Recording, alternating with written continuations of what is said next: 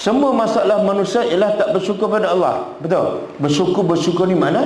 Taat. Semua masalah manusia tak taat pada Allah, tak bersyukur. Okey. Apa punca manusia tak bersyukur dan tak taat pada Allah? Sebab dia tak rasa nikmat tu daripada Allah. Yang dia rasa nikmat tu dari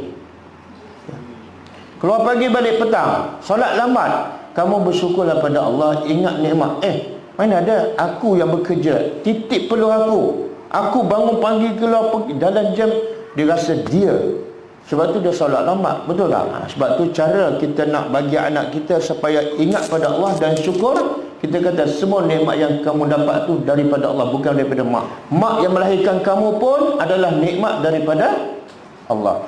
Sebab kita kadang-kadang kita tak sebut pada anak kita, wahai anakku, ingatlah nikmat Allah yang banyak pada kamu. Biasa kita sebut apa dah? Ingatlah mak ni dah penat letih mengadu kamu. Ingatlah ayah ni bekerja keluar pagi balik petang sampai kena 3 penyakit, 3 serangkai. Betul tak? Kita jarang sebut, wahai anakku, ingatlah nikmat yang Allah bagi pada kamu. Allah cipta kamu, Allah bagi kamu sihat, Allah bagi kamu waras. Jarang kita sebut. Okey.